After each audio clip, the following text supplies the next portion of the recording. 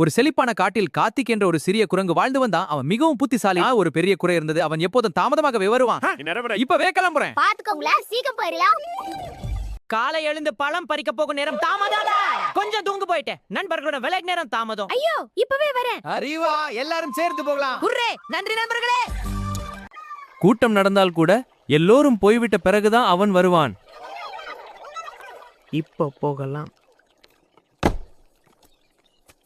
ஒரு நாள் காட்டின் பெரியாமை ஆசிரியர் எல்லா விலங்குகளையும் கூப்பிட்டு சொன்னார், நாளைக்கு சூரியன் உதிக்கும் நேரத்தில் பெரிய போட்டி. நேரத்துக்கு வரவங்களுக்கு ஒரு சிறப்பு பரிசு. அப்பா, போட்டியா ரொம்ப சந்தோஷம். அடடா, எல்லாரும் சேர்ந்து விளையாடலாம். அதுதான் முக்கியம். எல்லாரும் தயாராகும். கார்த்திக் மனதில் நினைத்தான், அடடா நான் கண்டிப்பா நேரத்துக்கு வரணும். ஆனா காலையில எழுந்திருக்க முடியுமா? கவலைப்படாதே கார்த்திக், நாங்க உனக்கு உதவுவோம். நாங்க எழுப்பி விடுவோம். நீ தூங்காம நிறு. அந்த இரவு கார்த்திக் தூங்க முடியாமல் மரக்கிளையில் உட்கார்ந்து கொண்டிருந்தான். அப்போது திடீரென்று ஒரு மின்னல் போல ஒளி. கார்த்திக், நான் நேரம் கடிகாரம், உனக்கு ஒரு வாய்ப்பு தர வர்றேன். நேரம் கடிகாரமா? என்ன வாய்ப்பு? ஒரு சாகசத்திற்கு உன்னை அழைத்து செல்ல. ஆமாம், நீ எப்பவும் நேரத்தை மதிக்க மாட்டே. அதனால இன்று முதல் உனக்கு ஒரு சக்தி. நீ விரும்பினால் நேரத்தை 5 நிமிடம் நிறுத்தலாம். உண்மையா வாருமாய்? இப்போ எந்த உனக்கு பல்ல எழுப்பல. கார்த்திக் இன்னும் தூங்கிக் கொண்டே இருக்கான். அடுத்த நாள் காலை சூரியன் உதிக்க போகும் நேரம். அம்மா, நான் தூங்கிட்டேனா?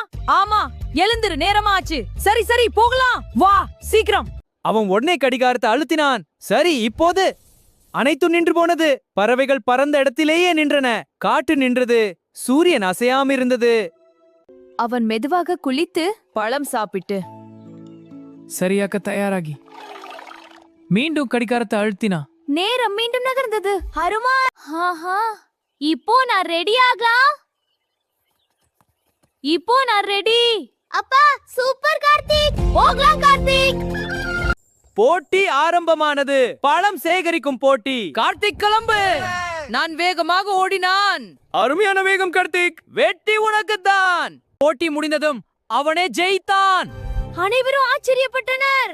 ஆனால் ஆமையை ஆசிரியர் மட்டும் சட்டு சிரித்தார். ஆனால் மற்ற விலங்குகள் மெதுவாகவும் திட்டமிட்டு சேகரித்தன. கார்த்திக் மீண்டும் நேரத்தை நிறுத்தினான். அவன் எல்லா நல்ல பங்களையும் எடுத்துக்கொண்டான். ஆனால் மற்ற விலங்குகள் மெதுவாகவும் திட்டமிட்டு சேகரித்தன. கார்த்திக் மீண்டும் நேரத்தை நிறுத்தினான். அவன் எல்லா நல்ல பங்களையும் எடுத்துக்கொண்டான். அடுத்த நாள் முதல் கார்த்திக்கே விசித்திரமாக நடந்தது. அவன் நேரத்தை நிறுத்தாமல் இருந்தாலும் உலகமே அவனை விட்டு முன்னே போக ஆரம்பித்தது. என்ன இது? எல்லாம் இப்படி வேகமா போகுது. இது என்ன?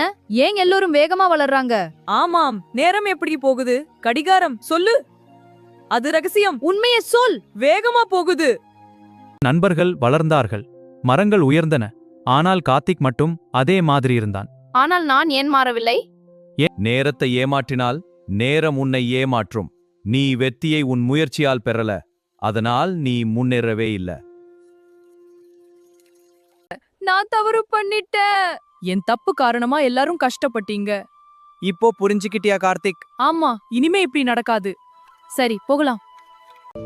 அடுத்த போட்டியில் அவன் நேரத்தை பயன்படுத்தவில்லை. அவன் சீக்கிரம் எழுந்தான். நேரத்தை மடித்தான். முயற்சி செய்தான். அதுதான் முக்கியம். எனக்கு இந்த சக்தி வேண்டாம். நான் முயற்சி பண்ணி வெல்லணும். அவன் கடிகாரத்தை திருப்பிக் கொடுத்தான். அருமையான முடிவு நண்பா. உன் நேர்மைக்கு நன்றி.